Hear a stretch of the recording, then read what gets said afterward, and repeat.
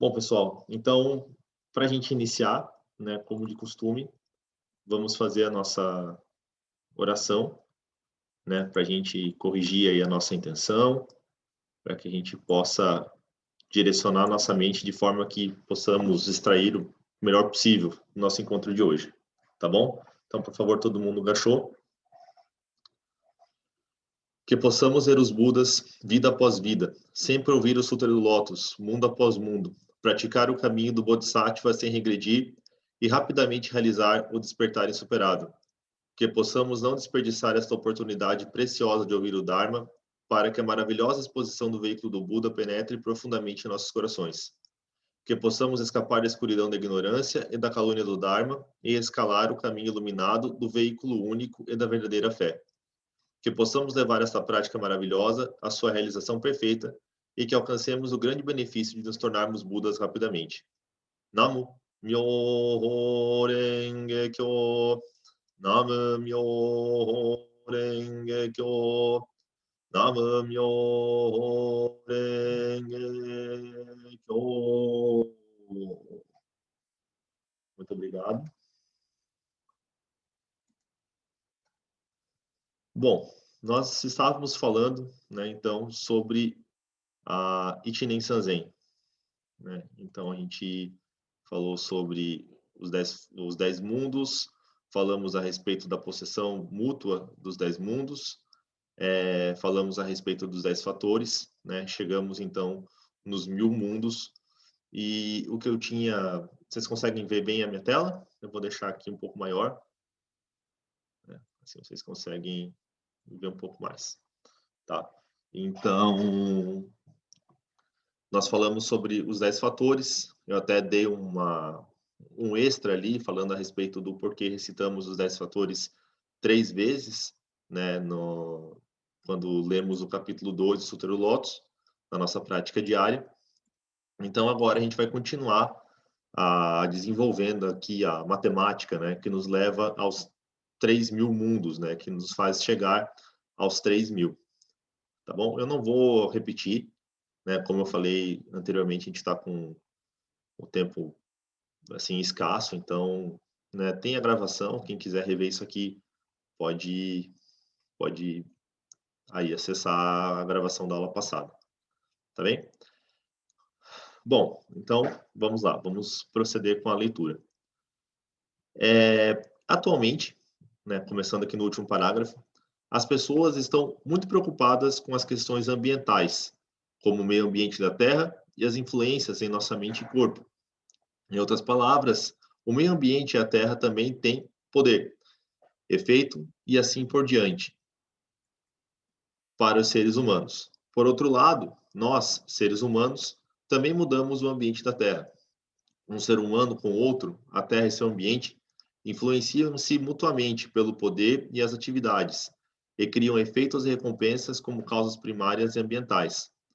Eles são chamados os 3 constituintes do mundo, ou Sanseken, né?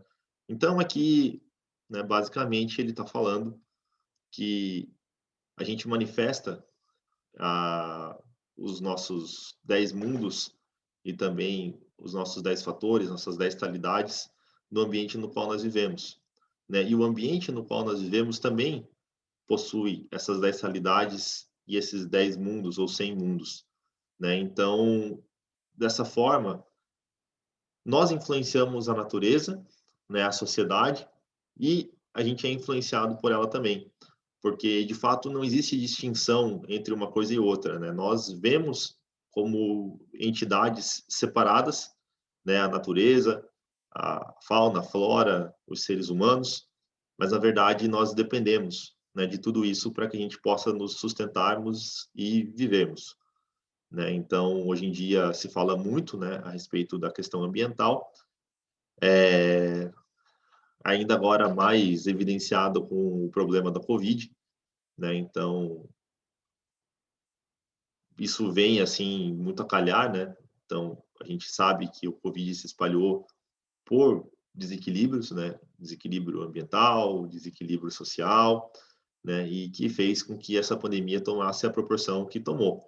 Mas só que antes disso, muito já vinha sendo falado, né? A respeito a camada de ozônio, o aquecimento global, etc., né? Então, ainda hoje tem gente que ataca esse tipo de pauta, e eu, sinceramente, não consigo entender por quê, né? É a mesma coisa que um médico vir falar para você que você está doente e você ir lá e brigar com o médico, né? Então, a gente tem que fazer alguma coisa. É evidente, né, que existe alguma coisa estranha acontecendo no meio ambiente do mundo. Existem muitos dados científicos que corroboram isso, embora, infelizmente, esteja na moda aí também a negação da ciência, mas a gente precisa, evidentemente, fazer alguma coisa, né, para que as nossas futuras gerações tenham alguma condição de viver no mundo, ou pelo menos um mundo como a gente conheceu. Os sutras budistas, eles descrevem, né, o fim do mundo, né, de várias maneiras diferentes, né. Uma das maneiras que me chama bastante atenção é quando ele menciona, né, que vão existir 2, 3 ou mais sóis no céu, né. Nem sei se é sóis, assim, se essa palavra existe, né. Mas isso parece estranho, né. Mas o que na verdade está querendo dizer aí, né? Está falando a respeito do Existe sim, superaquecimento. Xamir. Existe sóis? Existe sim, a linguagem poética do século XVII e século XVIII no português europeu se usava. Sóis. Com a Então, intensidade de 1000 sóis ardereis, assim como arde minha alma, este inferno... Bom, deixa pra lá. é exatamente isso, a intensidade de 1000 sóis, né? É exatamente nessa linha aí que o Vinícius falou, né? Então, a intensidade do calor de 2, 3, 4 sóis no céu, né? A Terra vai arder dessa maneira, né? Então, o que isso fala, né? Fala a respeito justamente do aquecimento global, fala, né, desse calor que a gente tem enfrentado, essa variação de temperatura esquisita aí, né? Então, muito interessante. Mas, bom, como que a gente divide o ambiente, né? Quais são os 3 constituintes do mundo, esse Sanseken, né? Então, o primeiro, né, esse Shūjō Seken, deixa eu ver se eu descubro como marcar as coisas, que eu sempre quero marcar e eu não sei, vamos ver. Ah, sim. Então, Shūjō Seken, né, que é o mundo dos seres sencientes, seres vivos como humanos e animais. Shūjō, né, quer dizer seres vivos, né, seres sencientes, não só necessariamente seres humanos. Então, é o nosso mundo onde temos as pessoas, né, temos os nossos animais, etc. Né? A gente pode dizer que é o nosso mundo social, né? É a sociedade na qual a gente vive, o mundo dos seres humanos, dos seres vivos, Shūjō Seken. Aí temos, eu vou pular o Goon Seken, vamos para Kokudo Seken. Mundo dos seres não sencientes, a terra aonde vivem os seres vivos, ou seja, tudo aquilo que é inanimado, né? Então, a montanha, as plantas, os rios, né? Então, tudo isso a gente entende também como uma parte constituinte do mundo. Por fim, temos o Goon Seken. Goon, né? Goon quer dizer 5 agregados, né? Então, eu não sei se vocês lembram o que é os 5 agregados. 5 agregados é aquilo que o budismo entende como as coisas que constituem um ser vivo, né? Um ser humano especificamente. Então, são 5 coisas que elas se juntam temporariamente e que nos fazem ter a impressão de que nós existimos como um eu separado, né? Um eu individual. Então, quais são esses 5? Forma, né? A nossa forma física. A partir da forma, nós temos uma sensação, nós sentimos o mundo externo. A partir dessa sensação, nós temos uma percepção. Nós julgamos aquilo que nós percebemos através dos nossos 5 sentidos, ou 6 sentidos. Né? Nós percebemos aquilo. Depois, temos uma formação mental. Né? Nós criamos uma atividade em relação a isso. Né? Então, por exemplo, você com o teu corpo toca numa superfície que é gelada, você percebe que é gelada, você sabe que você não gosta da superfície gelada e você tira a mão, né? E você guarda na tua cabeça, né? Não é bom colocar a mão numa superfície gelada, né? Isso te dá essa sensação e quando você tem essa sensação, né, consciência, aí você tem a consciência de que você é um eu separado, né? É uma consciência contaminada, não é uma consciência pura. Né? Então, aí a gente tem esses 5 agregados que eles se unem temporariamente, né? E que nos dão a impressão de que somos seres independentes e separados do todo o resto. Então, aqui, como bom Sequem, né, 5 agregados, a gente pode entender como nosso corpo e mente, né? Então, a gente pode enxergar como nosso corpo físico. Então, a gente sai do micro, né, o nosso corpo físico, a gente vai para a nossa sociedade e depois a gente expande para o mundo, né, de uma maneira global, né, incluindo aí as montanhas, rios, florestas, etc. Isso quer dizer o quê? Isso quer dizer que nós manifestamos, então, os 10 reinos através das 10 salidades, por exemplo, no nosso corpo. Esses 5 fatores, eles são diretamente influenciados pelos nossos estados de vida, né? Pela forma como nós nos comportamos. Então, se nós temos uma vida boa, no sentido de felicidade, tranquilidade mental, paz de espírito, né? Talvez a gente vai expressar isso através do nosso corpo de uma maneira que seja visível para as outras pessoas, né? Pelo contrário, se você é uma pessoa que é muito ressentida, que é muito rancorosa, muito triste, né? Esse tipo de sentimento deixa marcas no nosso rosto, inclusive, né? No nosso corpo, de várias maneiras, né? Então, a gente sabe que existem vários tipos de doença, né? E outras condições aí que são potencializadas principalmente pela questão psicossomática, né? Então, isso prova, né, que os 10 mundos, os 10 fatores, né, esses 1000 mundos, eles conseguem influenciar no nosso corpo, né? Depois, Shujō Seiken, né, a nossa sociedade, a gente consegue influenciar a sociedade a ter determinado estado de vida, né? Então, a gente pode viver numa sociedade onde todas as pessoas estão constantemente habitando num estado de inferno.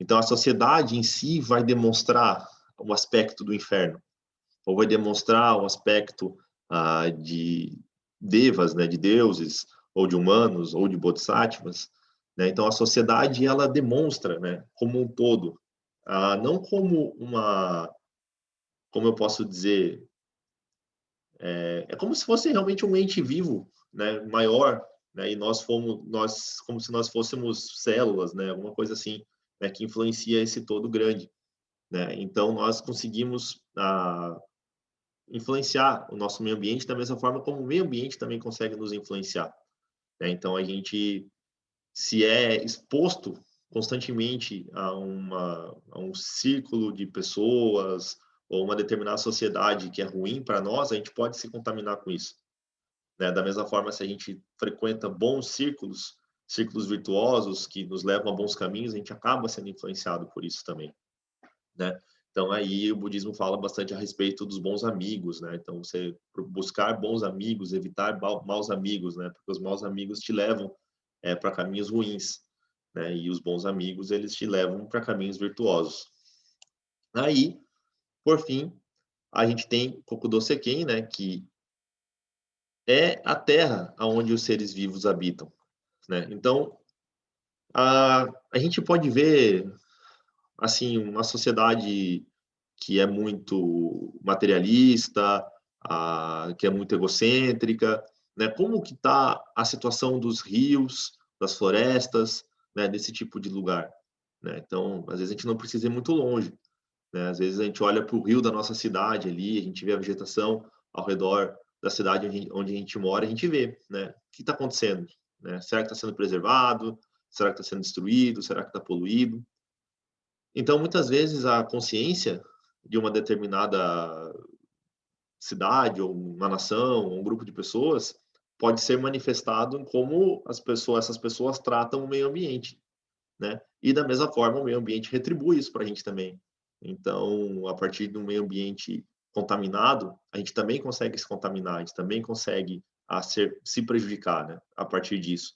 Então, se você contamina um rio, aí, invariavelmente, você vai, em algum momento, acabar se contaminando com a água daquele rio poluído, né? Então, é essa interligação entre todas as coisas, né? A gente não existe separado, a gente não existe fora disso aqui, né? Então, tudo funciona como se tivessem várias engrenagens ligadas, né, trabalhando em conjunto. Então, com isso aqui, a gente complementa, né, aquela matemática que eu falei e a gente chega aí nos 3.000 mundos, né? Então, continuando a nossa leitura aqui, cada um dos constituintes tem as 10 talidades, então 1.000 talidades multiplicadas pelos 3 constituintes equivalem a 3.000 reinos, né? Que é o que eu falei para vocês agora. O que esse número 3.000 representa? Ele representa tudo, não apenas a Terra, mas também no universo e inclui tudo no passado, presente e futuro. Tudo no universo, desde animais, plantas, outros seres visíveis ou invisíveis e suas atividades, funcionamento e movimentos estão incluídos nos 3.000 reinos, né? Então, aqui a gente está falando de uma interdependência, mas não uma interdependência simplória, como a gente costuma dar exemplos, né, de que você, ah, sei lá, você depende da tua mãe, que ela cuida de você, aí você cresceu, e, né, e você tem uma relação de interdependência com a tua mãe. A gente está falando de uma coisa mais complicada, né, um padrão de funcionamento mais complexo. Aquela história lá de que a borboleta bate a asa lá na África e forma um tornado no outro lado do mundo, sabe? É claro, né, aí é um exemplo assim meio radical, né, meio extremo, mas é realmente esse tipo de funcionamento, é uma interdependência complexa, né, onde todas as coisas elas estão interagindo e trabalhando entre si, né, para o mundo ser da forma como ele é. Tudo no universo existe dentro de nós. Tudo nos influencia, atua junto como causa primária e causa ambiental e traz efeitos, recompensas e retribuições, né? Então, aqui falando a respeito dos 10 fatores. Todos nós existimos em relação com tudo no universo. Somos capazes de viver neste mundo devido à interação de outras pessoas e culturas criadas por nossos ancestrais e animais e da natureza, como plantas, sol, lua, solo, água e ar. Tudo isso existe em nós em um momento, né? Praticar este princípio na vida é perceber a verdade das 3.000 existências de um pensamento, que é Ichinen Sanzen de Ji, né? Então, não sei se vocês lembram, né? A gente falou bastante não, a gente começou a falar, né, a respeito de Ichinen Sanzen de Ji e Ichinen Sanzen de Iri, né? Até então estava falando de Ichinen Sanzen de Iri, ou seja, a gente estava explicando a teoria disso, né? Isso tudo que eu falei para vocês é a teoria dessa interdependência complexa, né? Esse funcionamento do universo, né? Então, como a gente já falou lá antes, há umas 2 aulas atrás, a iluminação, ela só é possível através do Ichinen Sanzen, né? As pessoas, elas despertam, entendem o Ichinen Sanzen e atingem o estado de Buda. E o Ichinen Sanzen, ele está contido somente dentro do Sutra do Lótus, né? Então, por consequência, a iluminação, ela está somente dentro do Sutra do Lótus, né? Então, praticar essa teoria, né, praticar esse princípio de vida, como está escrito aqui, é Ichinen Sanzen de Ji, né, porque a gente está colocando em prática, a gente está saindo da teoria, né, a gente está indo realmente para alguma coisa que a gente vai vivenciar, tá bom? Então, Ichinen Sanzen de Ji. Vocês conseguem ver a minha tela bem?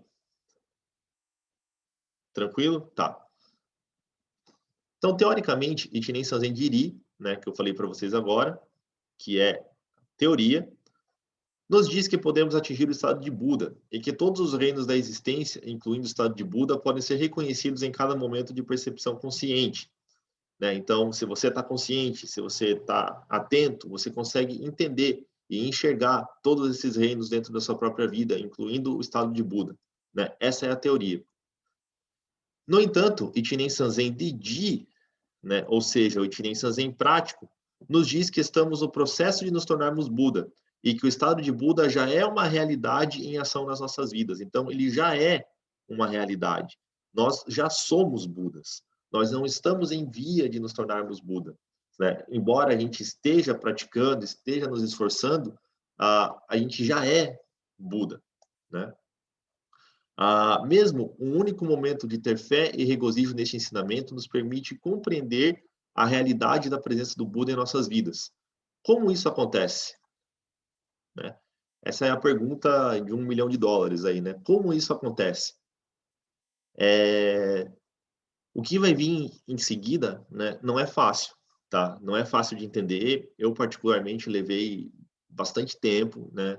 É um ensinamento profundo, né? A gente está colocando aqui como um intermediário, né? Esse livro que eu traduzi para vocês, ele é um livro simples, de certa forma, mas é profundo, né? O que vai vir na sequência, né? Tudo que a gente vai falar daqui para frente, né?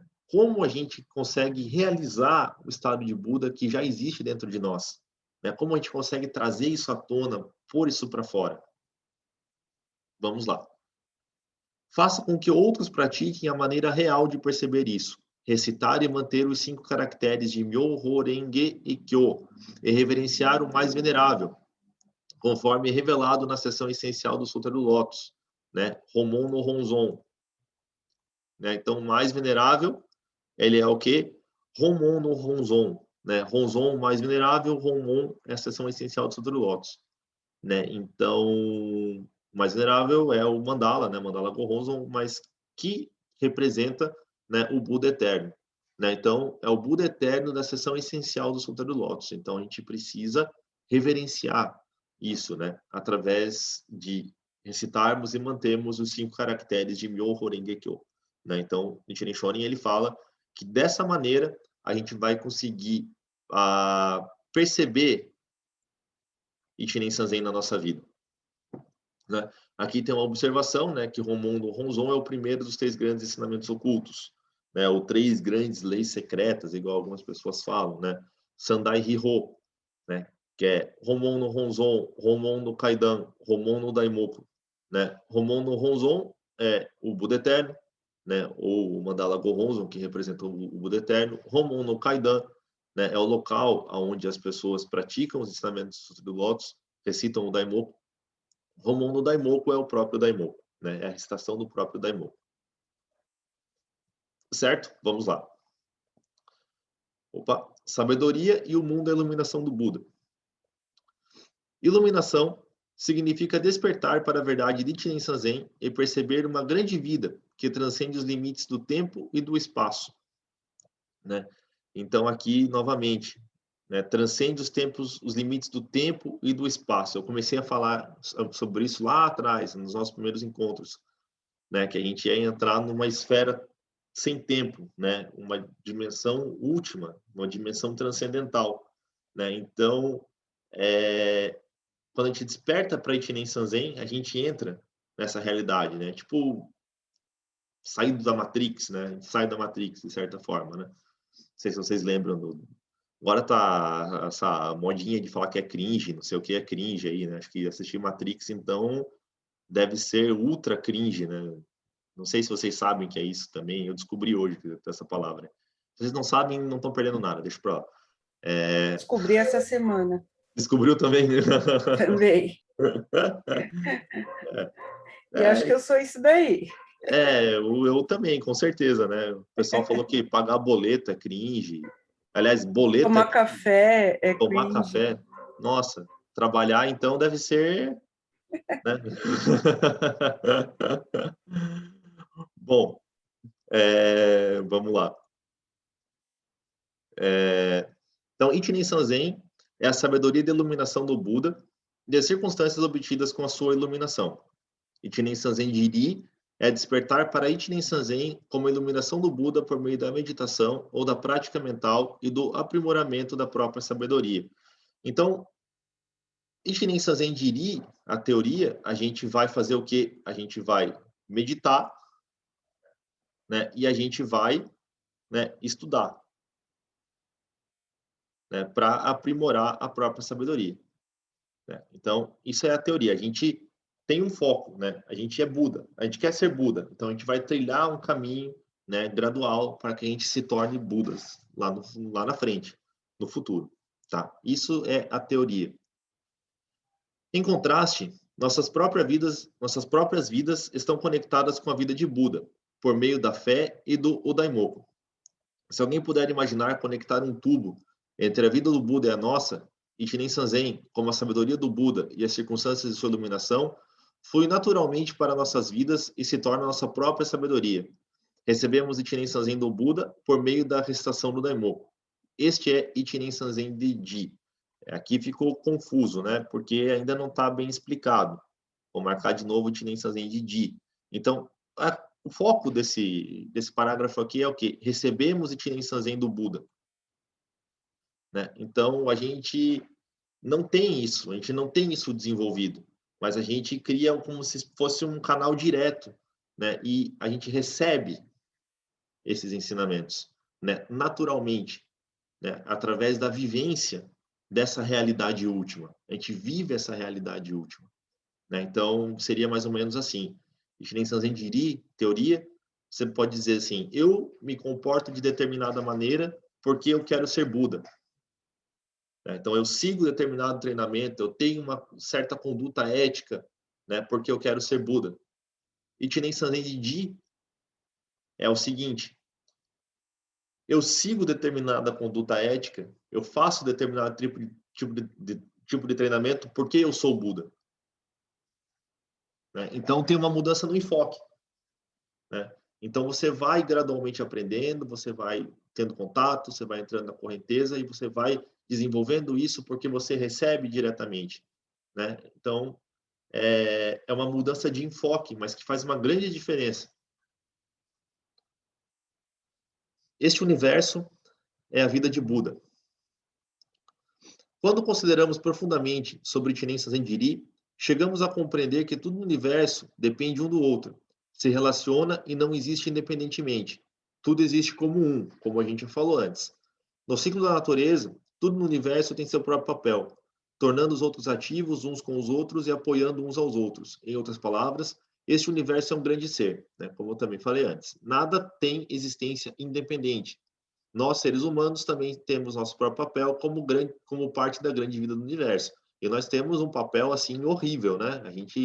Não que a gente tenha esse papel, mas a gente está desempenhando um papel horrível, né? De destruição, de depreciação, né? Então, as pessoas precisam corrigir isso, né?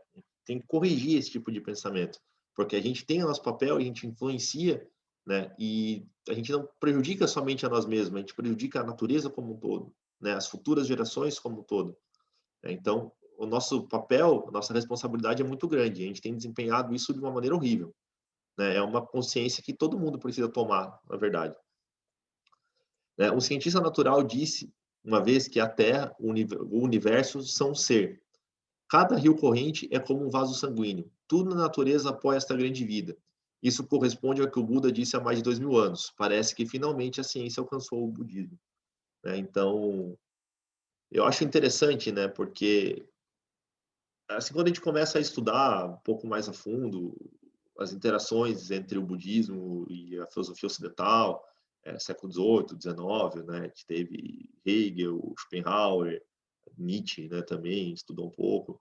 Então, esse pessoal, eles trouxeram para o Ocidente muito do pensamento budista, né? Enveloparam dentro dessa roupagem aí do pensamento europeu, né? E muitas vezes foi colocado e entendido como uma coisa nova, né? Nossa, que pensamento diferente. Ou a ciência muitas vezes traz uma ideia assim, nossa, né? Psicologia, né? Psicologia traz pensamentos e tudo mais.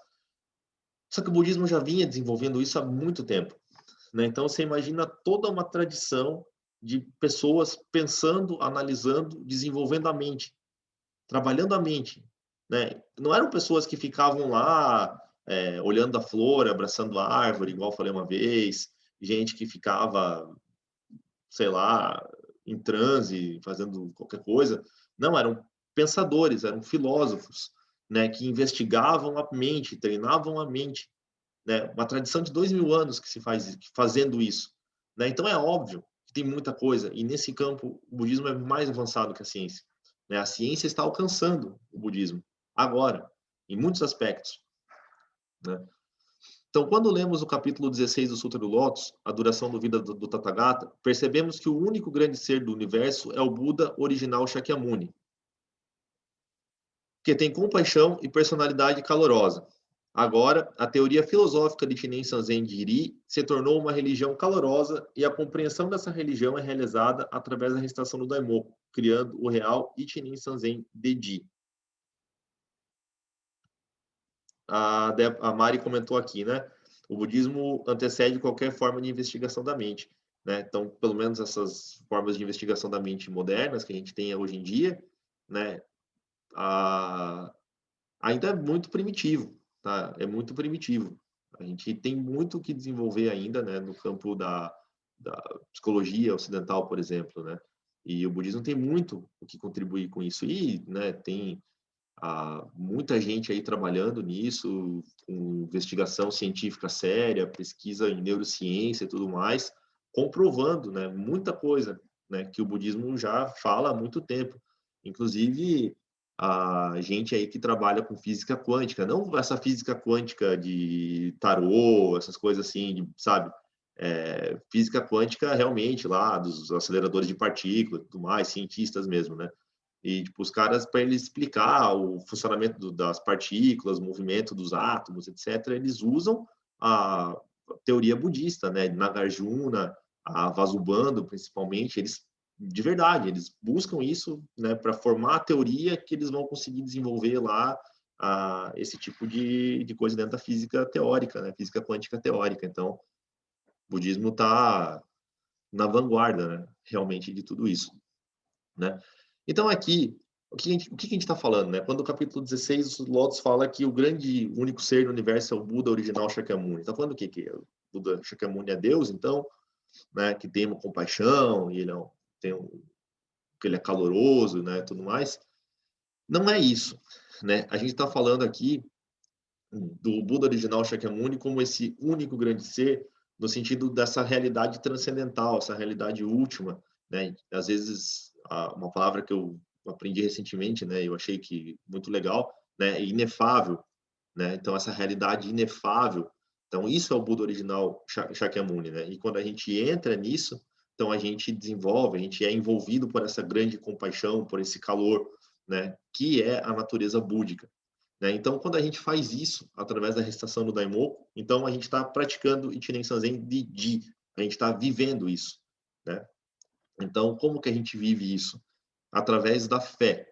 Né? Aí entra o ponto fé. Né? A gente não tem o conhecimento, a gente não tem a capacidade de praticar, muitos de nós, aliás, todos nós, eu acredito, não temos a capacidade de praticar como o grande mestre Tiantai tinha lá 1.500 anos atrás, né? Não temos a disponibilidade, não temos a proclividade, não temos as condições, né? É muito mais difícil. Então, o Nichiren Shonin ele falava, né? Fé.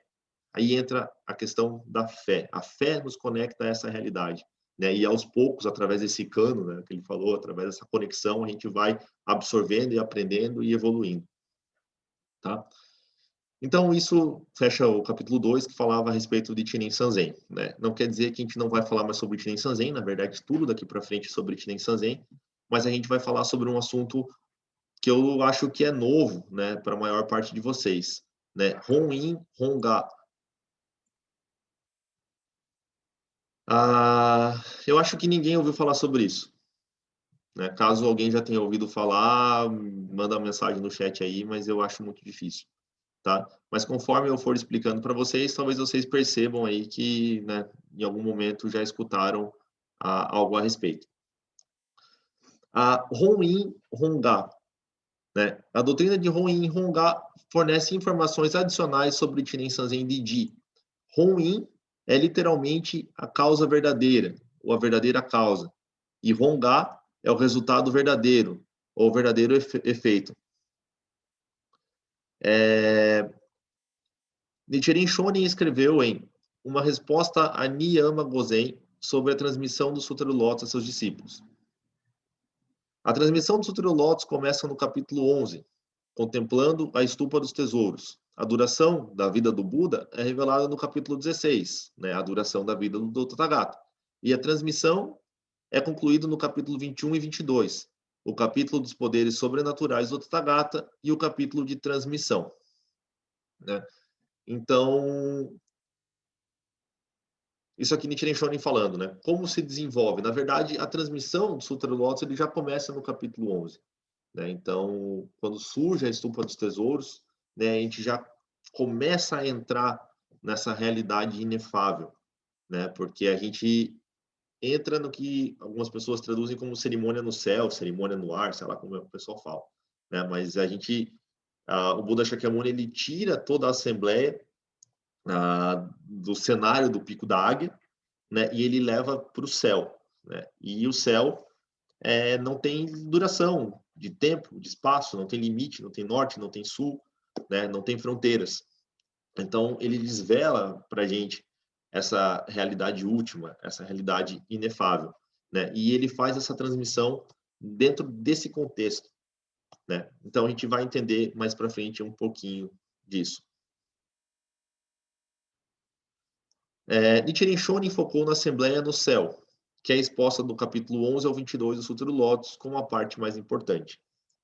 As primeiras palavras de Buda Shakyamuni nessa Assembleia foram: quem irá expor o Sutra da Flor de Lótus, do Dharma maravilhoso neste mundo Sarrá?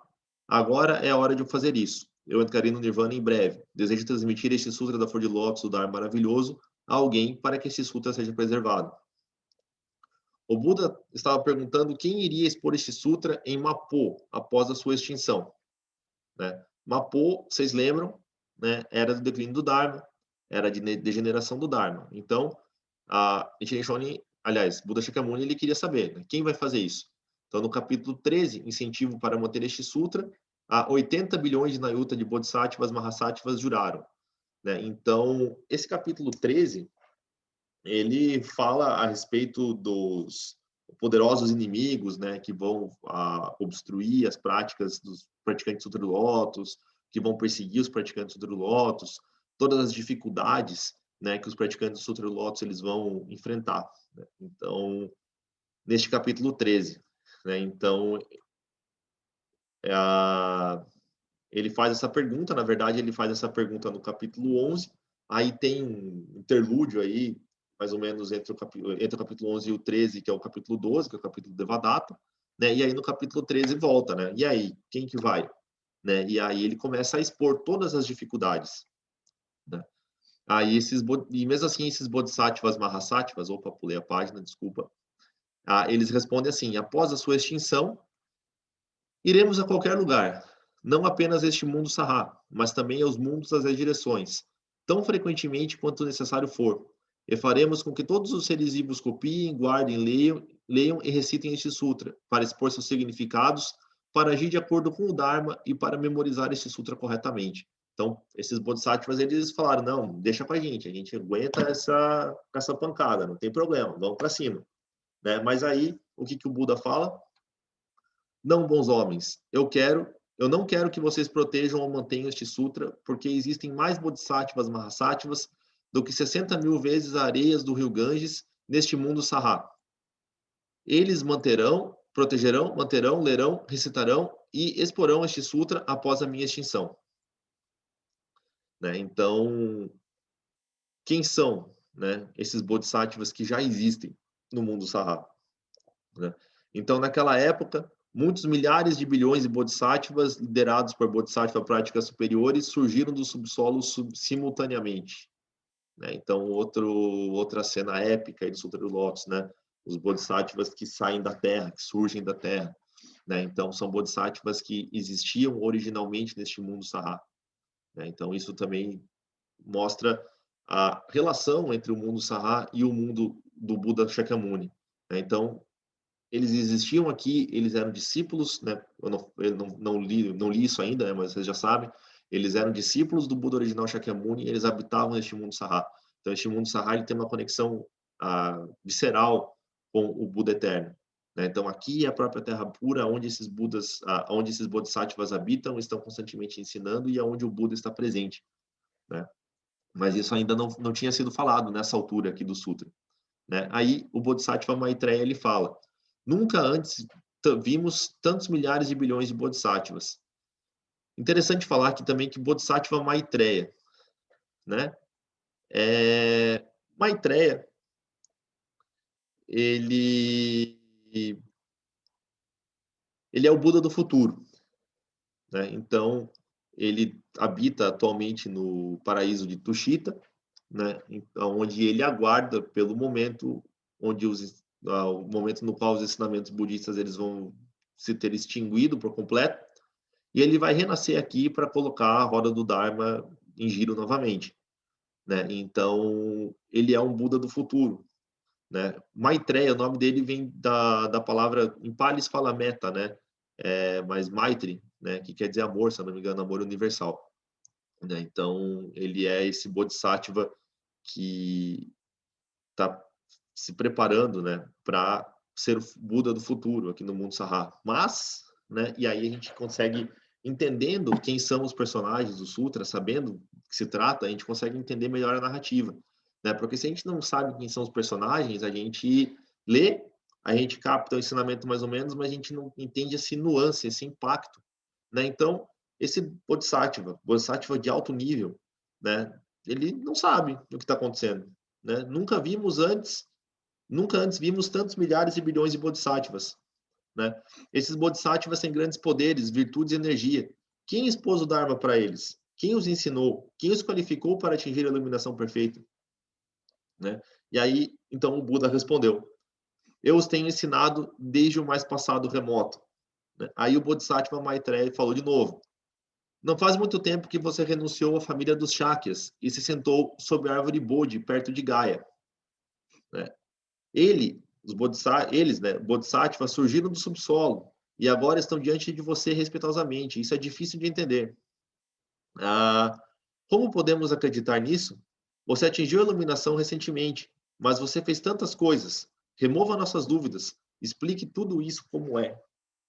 Né? Então, a gente tem aqui um choque, né, entre a linha temporal, né, essa realidade ordinária que a gente vive, a realidade comum, né, com passado, presente e futuro, ou seja, o Buda do presente, Shakyamuni conversando com o Bodhisattva, pretensamente o Buda do futuro, né, e esse choque temporal acontecendo.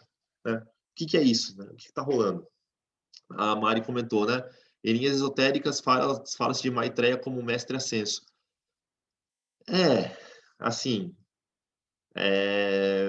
como a gente está falando entre membros aqui, né, dá para dizer que isso é uma bobeira, tá?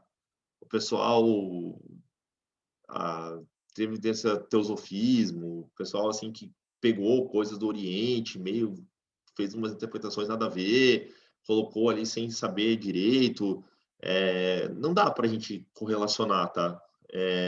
Essas linhas esotéricas aí que falam a respeito de Maitreya. Teve uma época, já faz alguns anos, né, um cara, né, que ele surgiu se dizendo a Maitreya, que ele era o Maitreya e tal. E daqui a pouco ele virou anticristo, um rolo, sabe? Um troço sem pé nem cabeça, assim, coisa de doido mesmo. Então, eu particularmente, assim, por exemplo, quando eu vou comprar um livro, né? Aí toda vez que eu vou num shopping, eu vejo uma livraria, eu entro, né? Isso é clássico já, né? Então, em qualquer lugar, viajando, não importa, eu vou lá, vou na livraria ver o que tem. Eu já vou logo procurando a seção de budismo, né? Porque é raro encontrar o Dharma, né? E quando a gente encontra, né? Eu quero ver o que está acontecendo, quero saber o que está rolando de interessante no cenário ainda. E às vezes tem lá os livros de budismo, eu falo, esse livro é que eu não conheço. Aí tem certas editoras que, quando eu vejo que eles publicaram alguma coisa, eu já nem olho, eu já nem abro, porque eu não quero, sabe, ficar com raiva, né? Eu falo, não, então tem lá uma editora, posso estar sendo super injusto, tá? Super injusto, mas pelo menos é a impressão, é o julgamento que eu faço, né? Se alguém quiser me convencer do contrário, eu estou super aberto. Mas, por exemplo, tem uma editora chamada Madras, né? Ela publica só coisa tipo esse esoterismo meia boca aí, né? E aí, quando eu vejo budismo publicado pela editora Madras, eu já não, né, deixa para lá, né? Isso aqui não é interessante, né? O Luiz está falando aqui, né, que a Madame Blavatsky influenciou o budismo tibetano com ideias esotéricas, por exemplo. Ela trouxe o budismo tibetano para o Ocidente e ela falou que ela teve várias iniciações, é um troço meio que não se sabe direito. Assim, o papel dela também, eu acho que era o Wolcott, né, que era eu não sei bem qual era a relação dele com a Madame Blavatsky ali, mas eles eram próximos, né, e eles deram uma distorcida, uma deturpada forte, assim, no budismo nessa época, né. Mas foi na mesma época aí que tinham grandes pesquisadores, né, sérios, né, então, essa linha Nietzsche, a Hegel, Schopenhauer, né, estudando budismo de verdade. Né? Então, essas duas linhas aí, mas infelizmente ainda muita coisa que veio com esse teosofismo estranho chegou né, até hoje na gente. Aí. Bom, então, retomando, né? Então, o Buda responde ao Bodhisattva Maitreya no capítulo 16 do Sutra do Lótus. Então, o capítulo 16 do Sutra do Lótus, como vocês já sabem, é o capítulo mais importante, né? No budismo Tiantai, capítulo 2 costuma ser o capítulo mais importante, né? Mas, como o Nichiren Shonin ele faz esse plot twist aí na história, ele inverte um pouco o sentido, o enfoque, né? Então, ele coloca o capítulo 16 como mais importante. Para nossa tradução, é o capítulo 16.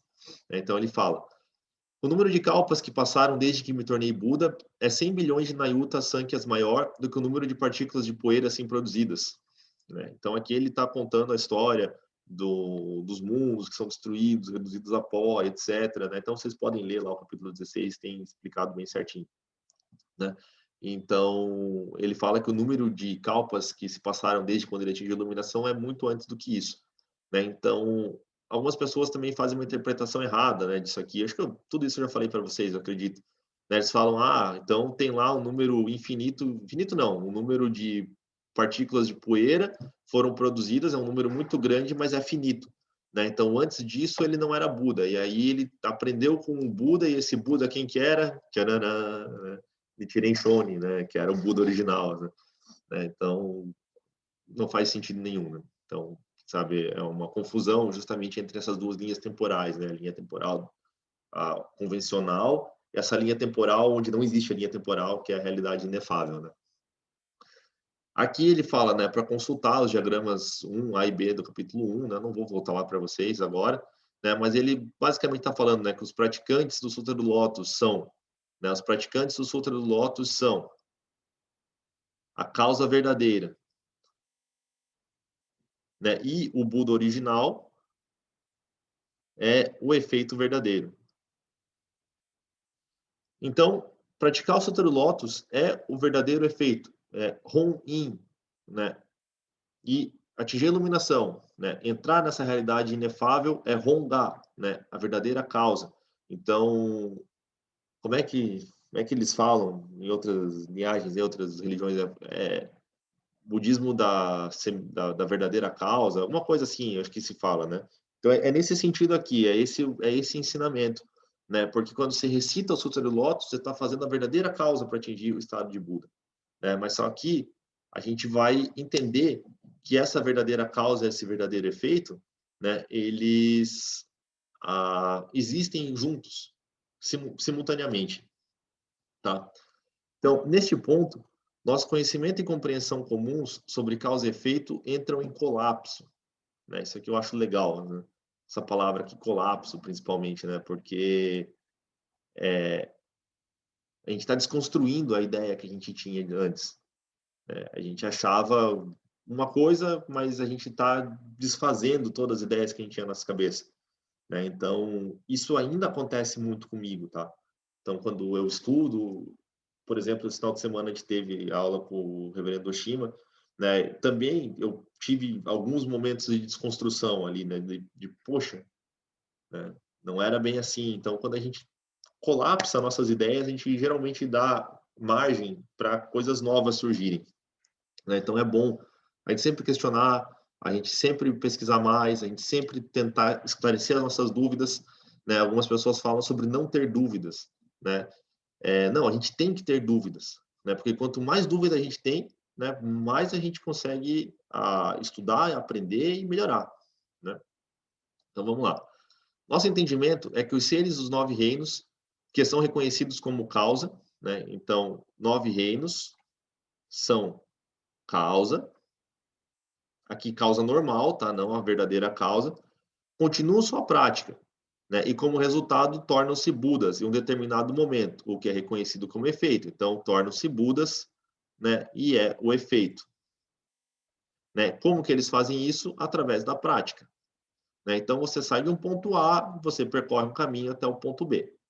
Né? Isso é a causa e efeito convencional, simples. Com base nessa compreensão, O reino de Buda deve começar no momento em que os seres completam a sua prática. Ou seja, você se torna Buda no ponto B. Você não é Buda ainda no ponto A e você nem é Buda no percurso, né? Você se torna Buda quando você chega no ponto B. E quando você chega no ponto B, você cessa as práticas anteriores. Não faz sentido que esses seres fossem originalmente Budas desde o início, né? Foi o que eu acabei de falar. Se eles fossem originalmente Budas, sua prática não seria necessária. Na verdade, se eles fossem Budas originais, né, ou originalmente Budas, causa e efeito não fariam sentido, porque o efeito Buda deveria ocorrer somente após a causa, né? Então, a gente está falando causa e efeito convencional aqui, né? Além disso, né, o Buda disse no capítulo 16 do Sutra do Lótus: a duração da minha vida, que obtive pela prática do caminho dos Bodhisattvas, ainda não expirou. É 2 vezes mais longa que a duração do tempo declarado anteriormente, né? Ou seja, ele continua fazendo práticas de Bodhisattva, né? Embora ele tenha atingido a iluminação, ele continua fazendo práticas de Bodhisattva, né? Então, a gente vê a confusão, no bom sentido, entre a causa e o efeito, né? Então, existe o efeito da prática de Bodhisattva, a causa de Buda, mas que o Buda continua ainda fazendo causas como Bodhisattva. Se alguém se torna um Buda como resultado da prática, o período de Bodhisattva ao praticante deve terminar naquele momento. No capítulo 15 do Sutra do Lótus, a ausência de princípio da causa é mostrada, né? A ausência de princípio da causa, né? Então, não existe uma causa... a gente fala que é um tempo positivista, né? Que uma coisa leva a outra, assim, né? Cartesianamente, né? A Havana falou, então não existe a causa e o efeito, a gente, calma, a gente vai chegar lá, né? A gente vai chegar lá. A gente tem que desconstruir essa ideia primeiro para depois a gente entender melhor o que é a causa e o efeito, tá? Então a gente está indo um pouco mais fundo, né? Porque a gente tem essa ideia de causa e efeito, assim, tipo, eu plantei semente de maçã, vai nascer uma árvore de maçã, né? Mas só que o que a gente está falando aqui? Que dentro da semente da maçã já existe a macieira, né? E já existe a maçã, que já existem as novas sementes, né? Então, a causa e o efeito, elas estão juntas, né? O tempo é circular, sempre circular. Ele não é uma linha reta. O tempo é circular. Então, a gente está tendo uma evolução, né, nessa compreensão de causa e efeito. Então, no capítulo 15 do Sutra do Lótus, a ausência do princípio da causa é mostrada. Honrado pelo mundo. É difícil para qualquer pessoa no mundo acreditar nisso. É tão difícil quanto acreditar em um homem bonito, de cabelos negros, de 25 anos de idade, que aponta para homens de 100 anos e diz, eles são meus filhos, né? Ou como acreditar que homens de 100 anos apontam para um jovem e dizem, este é nosso pai, ele nos criou. Você é como jovem. Não faz muito tempo desde que você atingiu a iluminação. Então, aqui, tempo circular, né? Dá para perceber. É tipo aquele seriado lá, o Dark, né? Não sei se vocês assistiram. Se vocês não viram, não assistam também, porque, bom, sei lá, né? Aí é a opinião de cada um, mas o final é horrível, assim, eu achei muito ruim, então, sei lá, né? Mas, enfim, né? Não precisa levar minha opinião em consideração. Mas vai bem até uma certa etapa, assim, que fala a respeito do tempo circular e tudo mais, é interessante, né? Então, no capítulo 16, né, a infinitude do efeito e a infinitude da causa são mostrados, né? Então, não existe uma causa primordial, uma causa inicial, não existe um efeito final fixo, né? Existe essa coisa amorfa, né, em constante movimento. Ouçam-me com atenção. Vou lhe contar sobre meu núcleo oculto e poderes sobrenaturais.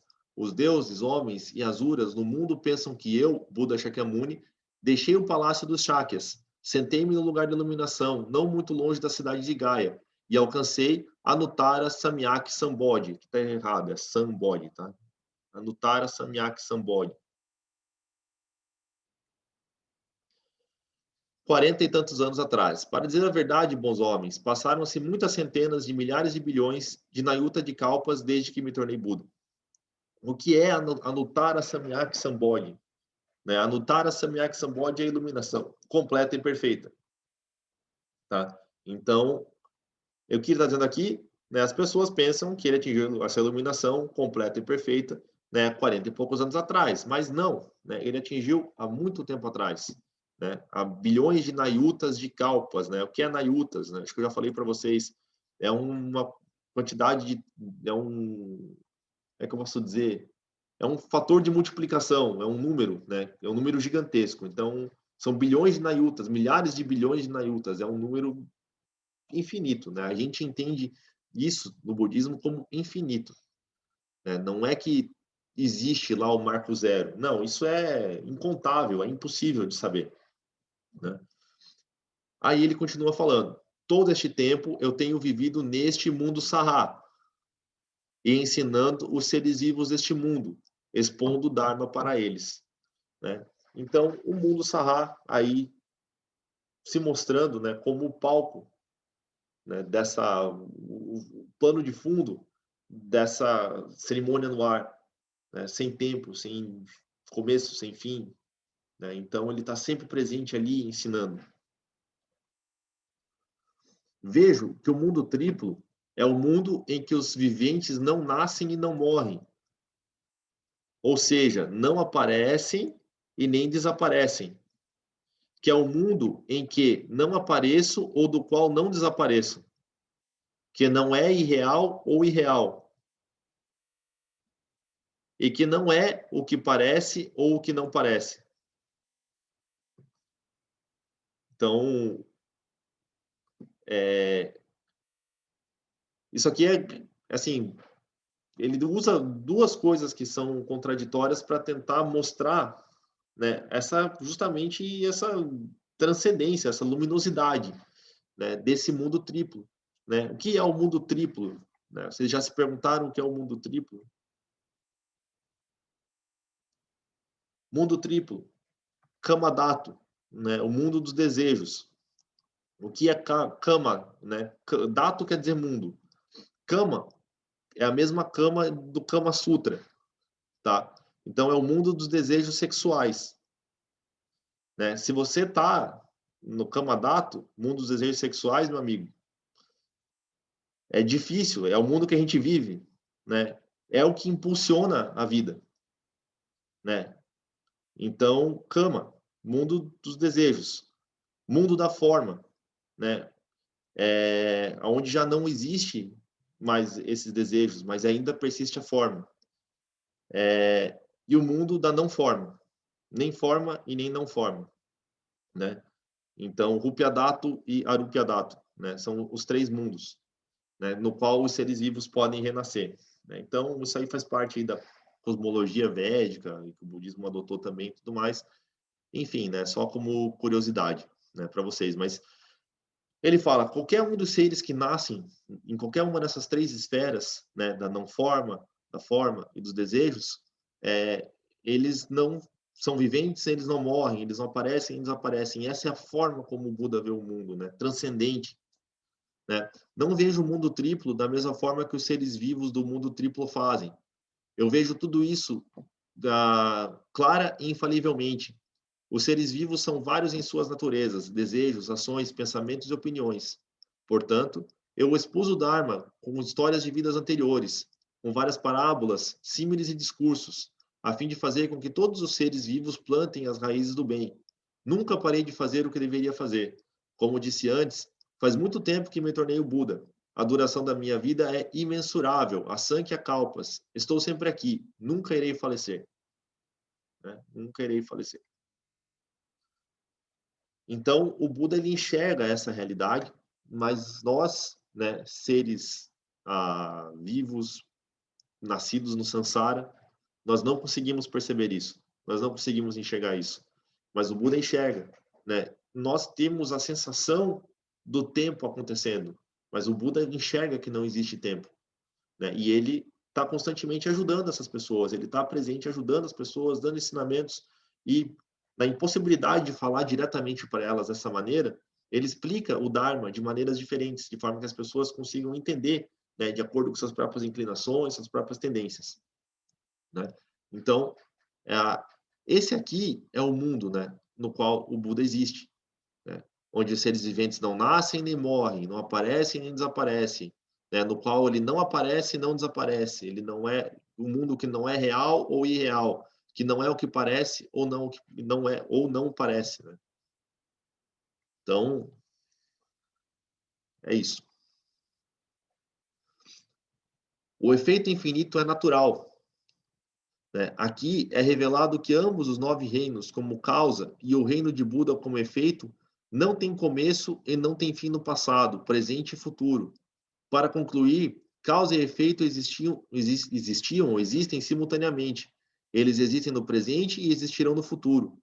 Neste ponto, não há diferença de tempo entre os 9 reinos como causa e o reino de Buda como efeito, e eles existem simultaneamente. Esta é a verdadeira causa e o verdadeiro efeito, que é a relação de causa e efeito baseado na iluminação do Buda original.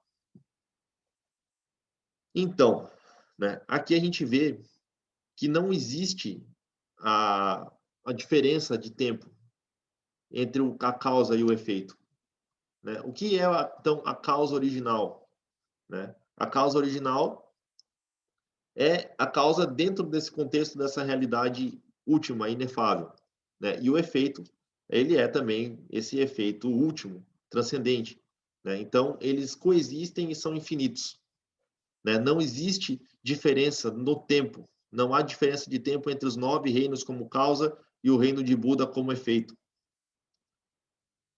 Ou seja, se você está praticando, você é Buda. Agora, o verdadeiro significado da posse mútua de 10 reinos e 3.000 existências em um, na verdade, em um único, uma única mente, um único pensamento, está estabelecido. Se o efeito surgir apenas depois que o trabalho da causa for completado, haveria alguma distância entre causa e efeito, e a possessão mútua não poderia ser estabelecida. Né? Como a gente tem todos os 10 mundos dentro de nós, se a gente precisa passar, né, por essa escadinha, digamos, né? Não, a gente já existe um potencial dentro de nós. Então, a causa e o efeito, elas já são simultâneas, né? Então, essa possessão não poderia ser estabelecida se isso não existisse. O reino de Buda e os outros 9 reinos podem se possuir mutuamente. Portanto, Nichiren Shonin declarou em Shōhō de Sōshō, né, que é um dos escritos mais importantes dele, que Ichinen Sanzen e Jikai Gogo, né, vocês lembram que é Jikai Gogo? Mudar a cor um pouquinho aqui, né? Jikai Gogo são os 10 mundos, né? Possessão mútua dos 10 mundos. Não podem ser estabelecidos até que a seção essencial do Sutra do Lótus seja exposta, né? Porque o que tem na seção essencial do Sutra do Lótus, né? Temos a causa e o efeito de Buda acontecendo ao mesmo tempo. Em outras palavras, se Konditsujo, né? O que é Konditsujo? Konditsujo é esse tempo sem início. E se Konditsujo e Honga não fossem expostos na seção essencial de Kaigogo e Ichinen Sanzen, não teriam sido estabelecidos. Além disso, ele também afirmou no Kaimoku Sho. Opa, pulei de página. A doutrina 3.000 mundos em um pensamento está escondida nas entrelinhas do capítulo 16, sobre a duração da vida do Buda, na seção essencial Romon do Sutra do Lótus. Curiosidade. Rom quer dizer original, né? Mon quer dizer portão. Então, o que a gente tem aqui? Né? Rom, in, rom, ga. Esses 3 rons, eles são a mesma coisa, né? Tá falando justamente a letra de rom, né? Deixa eu ver se eu consigo escrever para vocês aqui. Assim.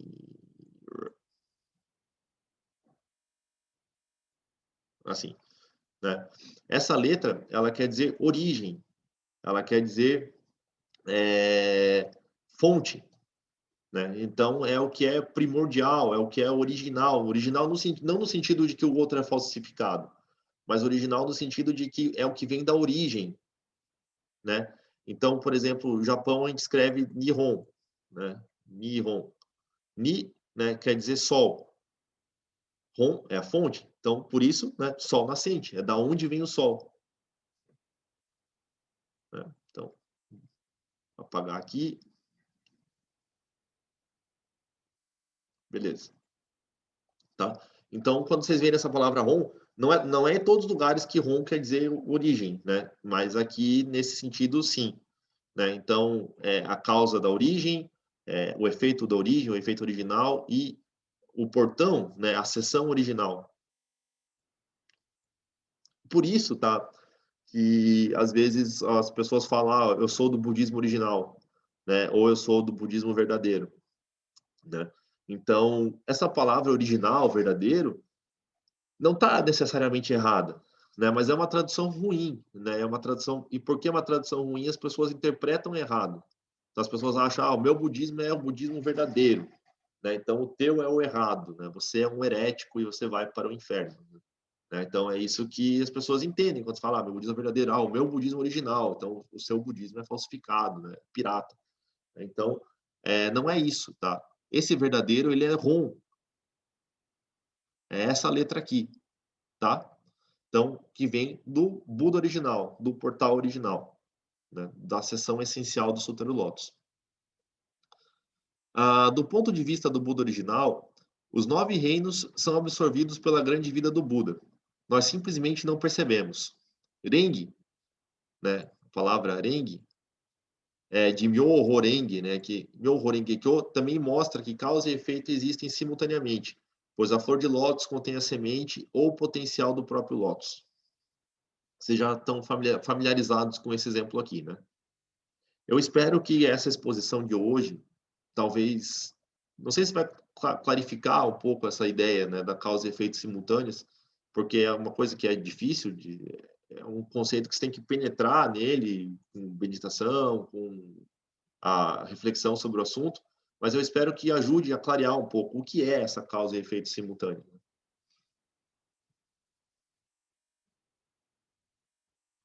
Bom, vamos lá. Falei para vocês que a aula de hoje ia ser mais comprida, né? Então, eu vou tentar levar um pouco mais aqui, caso, né, eu vejo que vai passar muito, a gente encerra, e aí eu tento fazer a outra semana um pouco mais compridinha também, para a gente fechar, né? Bom, Ichinen Sanzen Diji. Ichinen Sanzen Diji. Ichinen Sanzen da seção essencial do Sutra do Lótus. Ichinen Sanzen, estabelecido pelo grande mestre Chentai, é chamado de Ichinen Sanzen Jiri, ou Ichinen Sanzen da seção teórica do Sutra do Lótus. Por outro lado, Ichinen Sanzen, entendido por Nichiren Shonin, é chamado Ichinen Sanzen Diji, ou Ichinen Sanzen da seção essencial do Sutra do Lótus. Ok, já falamos sobre isso. Por razões mencionadas anteriormente, o cerne da religião de Nichiren Shonin é Ichinen Sanzen, especialmente a posse mútua dos 10 reinos, né? Então, isso aqui é um fator crucial dentro do ensinamento do Nichiren Shonin. O Ichinen Sanzen de Chentai concentra-se nos 10 fatores, ou nas 10 qualidades, do capítulo 2, Expedientes do Lótus. No entendimento de Nichiren Shonin, no entendimento de Nichiren Shonin sobre Ichinen Sanzen, é mais importante que os 9 reinos possuam o reino de Buda e também que o reino de Buda possua os outros 9 reinos. Sem esta posse mútua entre o reino de Buda e os 9 reinos, Sokushin Jobutsu, né, que eu já falei para vocês, atingir o estado de Buda com o corpo atual, e Juji Jobutsu, né, que é atingir o estado de Buda através de você manter o sutra, né, Juji, que é uma das práticas do Sutra do Lótus, não seriam possíveis, né, se a gente se não existisse dentro de nós o Buda, se não existisse essa causa e efeito original.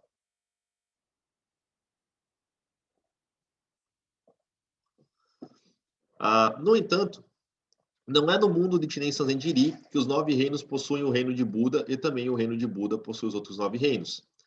Em vez disso, o Buda Shakyamuni, que tem grande compaixão e personalidade, existe e é uma parte de si mesmo, né? Ou seja, uma parte de si mesmo quer dizer que o quê? Uma parte de nós mesmos, né? O Buda Shakyamuni, ele faz parte da nossa própria vida, né? Então, essa doutrina se torna Ichinen Sanzen Diji, né? A gente saber que o Buda Shakyamuni ele vive dentro de nós, nós compartilhamos a vida do Buda Shakyamuni, né? Nós temos esse potencial iluminado e nós somos de fato Budas, é Ichinen Sanzen Diji, né? Aceitar a teoria de que o reino de Buda existe, que o Buda Shakyamuni existe em si mesmo, são bastante diferentes no significado, né? Então, novamente, uma é você achar que você vai ser Buda se fazer determinadas práticas. Outra é você saber que você é um Buda, né? Você ter certeza disso, com fé, né? Você tem fé de que você é um Buda, de que isso é verdade, né? Aqui, o mundo de Iri muda para o mundo de Di, e a doutrina teórica e filosófica se torna a doutrina religiosa calorosa, né? Calorosa no sentido de que é viva, né? As pessoas elas conseguem se abrigar e se esquentar, né? Esquentar o coração, né? Através desse ensinamento, né? Então é um ensinamento mais acolhedor, né? O Chenzen de Iri teórico ele é mais frio, ele é mais seco, né? Então o Nichiren Shonin disse: Buda Shakyamuni dentro de nossas mentes. E ele falou: o honrado pelo mundo está na minha cabeça. Aí alguém vai dizer, viu, Nichiren Shonin falou que ele era o Buda, né? Não é isso que ele está falando aqui, né? Ele está na minha cabeça por quê? Né? Ele está dentro de nossas mentes por quê? Porque ele existe, né? Dentro de nós, como esse estado de Buda que, né, a gente pode manifestar. Nichiren Sanzen Di e a sessão essencial baseia-se nessas palavras. Quando o Buda Shakyamuni está em nós, também significa que estamos no Buda Shakyamuni. Em outras palavras, estamos vivendo a vida de Buda, né? Então, isso que eu falei antes. Você vive a vida de Buda, porque você tem fé nisso, você vive como se você fosse um Buda, né? Você acessa essa realidade última, transcendental, né? Você se conecta com o Dharma, com o Buda eterno, e você passa, então, a incorporar isso na tua própria vida, né? O Sutra passa a fazer parte de você. Cada célula do teu corpo se torna o Sutra. Essas frases nos mostram que o significado de que Buda e nós estamos unidos é visto da perspectiva do Buda. Também somos um com ele. Nichiren Shonin declarou no Kanjin Honzon Sho: Buda Shakyamuni, o Senhor pregador dessa terra pura, né? Qual é esta terra pura? Né? É o mundo Sarra, é o mundo no qual a gente vive, não é um outro lugar longe, distante desse local onde nós nos encontramos agora. Né? E o Buda Shakyamuni, então, ele nunca morreu no passado, nem nascerá no futuro. Ele existe para sempre, no passado, presente e futuro. Todos aqueles que recebem sua orientação são um com este Buda eterno. Né? Então, ele não nascerá, ele não morreu no passado, ele não vai nascer no futuro. Ele existe para sempre, no passado, presente e futuro. Né? E quem entende isso, quem se conecta com isso, é um, né? com essa realidade, ou seja, com este Buda eterno. É porque cada uma de nossas mentes está equipada com os 3.000 mundos da existência e os 3 fatores, a saber, todos os seres vivos, a terra em que vivem e os 5 elementos dos seres vivos, aqui os 5 agregados, né, dos seres vivos. Então, por isso que a gente consegue se conectar dessa maneira. Opa. Em resumo, de acordo com a doutrina de Honga, verdadeira causa e verdadeiro efeito, e Ichinen Sanzen Di, um mestre, o Buda e seus discípulos, seres dos 9 reinos, especialmente seguidores do Lótus, não têm começo e fim e são unos com o Buda. Este é o mundo de Ichinen Sanzen Di, né? Ou seja, são unos com o Buda. Né? Como a gente faz essa união? Né? Pela fé. De novo, né? A gente vai chegar um pouco mais falando sobre isso lá na frente. Mas a gente faz essa união através da fé. A gente acredita nisso, né? E quando a gente acredita nisso, a gente faz com que todo o nosso corpo, toda a nossa mente, todas as nossas vontades se projetem em direção ao Buda, né? Ao Dharma, à Sangha. Né? Então a gente se torna um realmente com o Buda. Né? Perdemos a capacidade para despertar para Ichinen Sanzen. Né? Próximo tópico. E agora? Mudar a corzinha de novo aqui, colocar rosa. Perdemos a capacidade para despertar para Ichinen Sanzen. Então, na era do declínio do Dharma, né, perdemos a capacidade de despertar para Ichinen Sanzen, ou de aprender pela experiência e realizar Ichinen Sanzen. Então, era do declínio do Dharma, você já sabe o que é, não preciso explicar. Mas só que uma das coisas ruins, das muitas coisas ruins, é que a gente perde a capacidade. Né? Nós estamos distantes temporalmente do Buda histórico, vivemos numa sociedade decadente, né? E nós não temos mais condições, né? Nós temos afinidades kármicas. Né? Então, isso é pelo menos o que fala a teoria. Né? Eu, particularmente, não particularmente, mas já aprendi isso, né, de outros professores, né, que Mapô, né, era do declínio do Dharma, é somente uma condição, né, mas que pode ser usada como algo ao nosso favor, né, no sentido que a gente pode aproveitar, explorar Mapô para que a gente possa se desenvolver e aprender mais, né? E também, quando a gente entra nessa dimensão suprema, quando a gente recita o Daimoku em frente ao Mandala Gohonzon, né, não existe Mapô mais, né? A gente tira esse véu da nossa frente, né? Aí a gente está conectado diretamente com o Buda, né? Habitando na Terra pura, né? Então a gente adquire novamente essas capacidades, digamos, né? Mas, né, de acordo com o texto aqui, nós, isso tradicionalmente falando também, isso aqui, tá? Não somos capazes de suportar a prática dos 52 estágios, né? 52 estágios de Bodhisattva.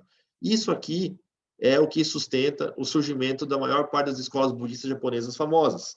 Nichiren, Terra Pura, Zen, né?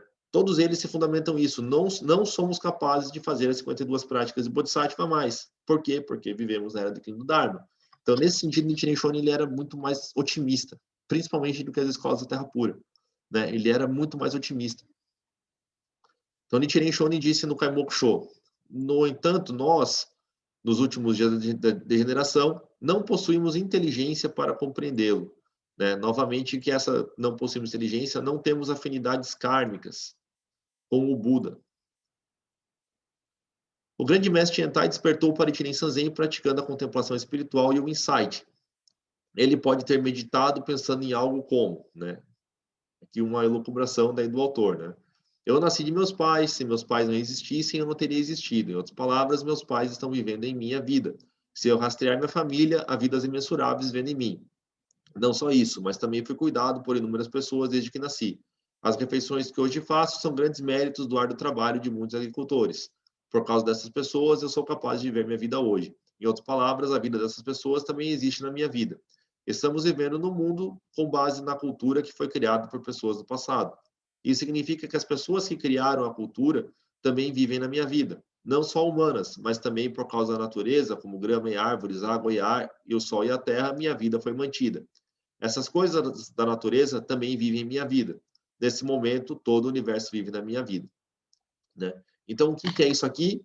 Né? Interdependência complexa, né? Isso é Ichinen Sanzen, né? Mas aqui ele colocou de uma maneira mais simples, de certa forma. Ele está se referindo à interdependência complexa, Ichinen Sanzen, né? O grande mestre Tiantai não só entendia isso teoricamente, né? Então, para a gente também saber que ele fala aí, Ichinen Sanzen teórico, né? Mas o grande mestre Tiantai, ele não entendia isso teoricamente. Através da teoria, ele conseguiu dominar esse tipo de pensamento, né? Ele conseguiu dominar esse tipo de meditação, né? Mas também o dominar praticando ele mesmo essa forma de meditação.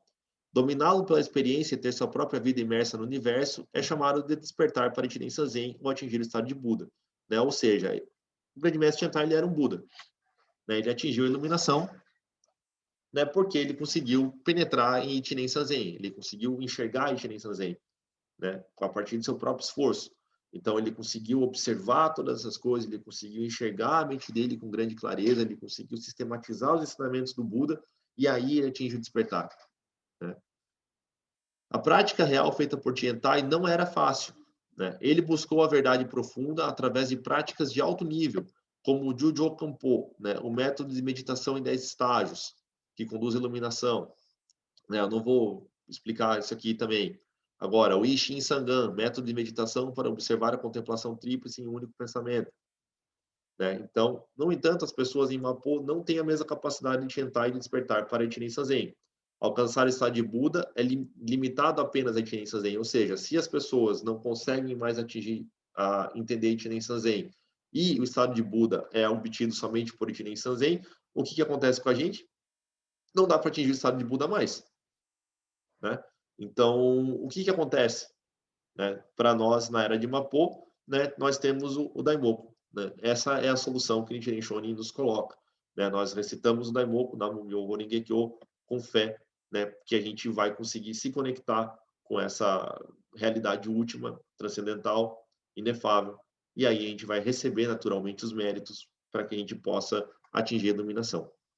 né? Mas lembrando que quando a gente recita, já somos Budas, porque causa e efeito existem simultaneamente. Então, no momento em que você está recitando Nam-myoho Renge Kyo, naquele instante você é Buda.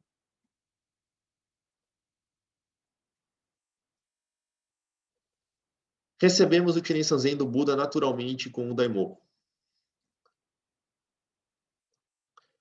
Como mencionado anteriormente, os 5 caracteres de Myoho Renge Kyo são a própria vida do Buda. Nós nos dedicamos aos 5 caracteres e isso é Namu, né? Então, nós nos devotamos a Myoho Renge Kyo. Né? O que é Myoho Renge Kyo? Myoho Renge Kyo é o título do Sutra do Lótus, ok? Mas também é o nome da lei, é o nome da verdade que existe dentro do Sutra do Lótus. Né? Então, as duas coisas. A verdade que está dentro do Sutra do Lótus é Myoho Renge Kyo e o nome do Sutra é Sutra do Lótus também. E nós nos devotamos aos dois. Né? E essa verdade que está dentro do Sutra do Lótus, que nós chamamos Myoho Renge Kyo, é também o Buda Eterno. Então, existe nós já falamos lá, acho que na primeira ou segunda aula sobre isso, né? Existe uma união, uma unificação entre essas coisas. A vida do Buda e nossas próprias vidas se fundem na unidade com o Daimoku. Então, Ichinen Sanzen, para o qual o Buda despertou, naturalmente se torna nosso. Essa palavra aqui, naturalmente, é importante, tá? Nossas vidas estão conectadas com a vida do Buda e nos fundimos no reino de Ichinen Sanzen com base na iluminação do Buda. Não temos sabedoria para despertar para Ichinen Sanzen. Em vez da sabedoria, recebemos Ichinen Sanzen do Buda pela fé no Daimoku. Então, fé é um caminho primordial, principal, importantíssimo. Né? Temos que desenvolver isso. Né? Então, essa é uma fé cega? Simplesmente, não, eu acredito, né, porque eu acredito e é isso. Não, é uma fé que a gente alimenta e fortalece ela, né, através da nossa prática e do estudo. Mas isso vocês já sabem. Né? Eu não preciso falar isso novamente. Né? Então, a gente aumenta a nossa fé no Daimoku. Né? Quando a gente tem mais fé no Daimoku, né, como o Buda Sensei falou, a gente atinge um estado de Kanodokyo, né? Que é justamente essa conexão com o Buda, né? A gente consegue entender, perceber isso naquele momento, né? Kanodokyo. Então nós abrimos a mente, né? Estamos totalmente receptivos ao ensinamento do Buda, né? Então esse é o estágio de fé. A gente precisa atingir isso. Ah, mas outros budismos não falam de fé. Mentira, tá? Todos os budismos falam de fé, muito. Né? Se você vai lá para uma escola tibetana, por exemplo, falar fé, fé, fé, fé, fé o tempo inteiro. Né? Então, você vai para o budismo chinês lá, fé, fé, fé, fé o tempo inteiro. É importante. Tá? E no nosso caso aqui, né, fé no Daimoku. Né? Fé em Namu-myoho Renge Kyo, fé no Sutra do Lótus, fé em Ichinen Sanzen, fé que nós podemos realizar Ichinen Sanzen e manifestar o estado de Buda, né, que já existe dentro de nós. Né? Então, receber essa sabedoria naturalmente é chamado de Ishin Daye. Né? Ishin Daye significa substituir sabedoria por fé.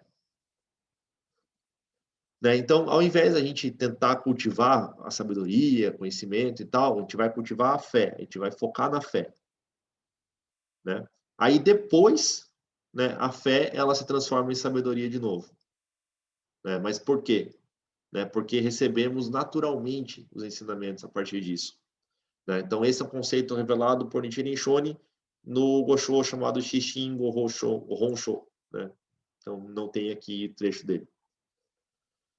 Aqui ele fala novamente do diagrama 1, não vou voltar lá para vocês, né? Fala que a coluna 1, a coluna A, que é Ichinen Sanzen, para ser despertada com sabedoria, a coluna B, Ichinen Sanzen, para ser despertada com a fé, né? Então, na verdade, eu já mandei no grupo, são só 2 colunas escrito fé e sabedoria, assim, não tem nada demais no diagrama, né? Como indica a coluna B, nós nos fundimos com o Daimoku. É Namu ou devoção. Né? Então, o Daimoku se funde conosco. É Jinen Joyo. Né? Isso aqui é o coração de tudo isso que eu falei para vocês até hoje, né? Pelo menos nesse curso que a gente está fazendo agora, né? Esse intermediário. Né? Jinen Joyo, transferência natural. Né? Então,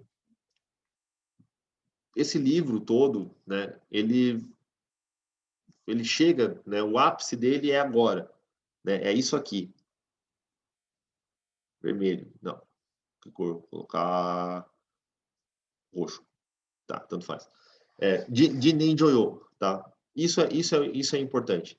Transferência natural, né? Então, a gente tem fé, a gente pratica, né? E aí a gente começa a entender, a receber naturalmente, a gente entra no fluxo do Dharma, né? E aí a gente começa a ter acesso aos professores, aos mestres, a gente começa a ter a experiência com a Sangha, a gente começa a aprender mais, a desenvolver mais, a entender mais o Sutra, o nosso comportamento se torna naturalmente mais adequado, mais coerente com a prática budista, né? Tudo isso por quê? Né? Não porque você está sendo forçado de fora para dentro, mas é um movimento de dentro para fora, né? Através da nossa prática. Por isso que nós não temos preceitos, né? Porque o nosso preceito é manter o Sutra do Lótus. Através do Sutra do Lótus, nós recebemos naturalmente todos os preceitos que o Buda Shakyamuni praticou, né? Então, nós aprendemos a nos comportar de maneira digna, ética, honesta, né? Com correção, né? Por causa de Jinen Joyo, né? Nós aprendemos mais, nós estudamos mais, né? Nós conseguimos aumentar a nossa capacidade de compreensão sobre o budismo, sobre a sociedade, sobre todas as coisas, né? Por causa de Jinen Joyo, né? Naturalmente, nós vamos entrando nesse ritmo, né? Porque existe essa fusão entre a realidade transcendental e última e a realidade convencional, que elas se juntam e a gente consegue, então, manifestar esse Buda na nossa vida. Então, não é despertar para Ichinen Sanzen com sua própria sabedoria, mas o Ichinen Sanzen do Buda é transferido naturalmente, né, novamente, naturalmente pela fé em Namu, né, devotando-se aos ensinamentos do Buda, né? Então, não é que você vai se esforçar, não, eu vou chegar lá, eu vou conseguir, né? Não é que eu me comporto assim porque eu quero ser Buda. Não, eu me comporto, eu sou assim porque eu sou Buda, né? Não é para vocês também terem um complexo aí de Buda, né? E sair por aí achando que vocês são especiais, superiores, alguma coisa do gênero, né? Muito pelo contrário, né? Um Buda jamais se comportaria dessa maneira, jamais se sentiria superior, especial ou melhor do que os outros, né? Então a gente tem que copiar o Buda até nisso, né? Em tudo.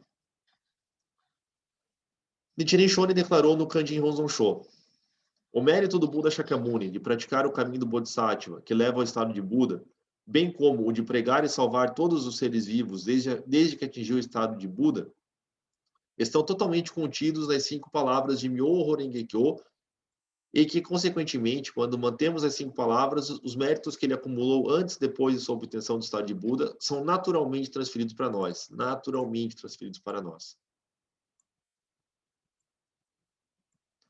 Ele também afirmou em Kanjin Honzon-sho: para aqueles que são incapazes de compreender a verdade das 3.000 existências contidas em um pensamento, o Senhor Shakyamuni Buda, com sua grande compaixão, envolve esta joia com os 5 caracteres de Myoho Renge Kyo e pendura em torno do pescoço do ignorante na era do fim do Dharma, né? Então, ele entrega para nós Myoho Renge Kyo, né? Aqui Nichiren está falando como um presente.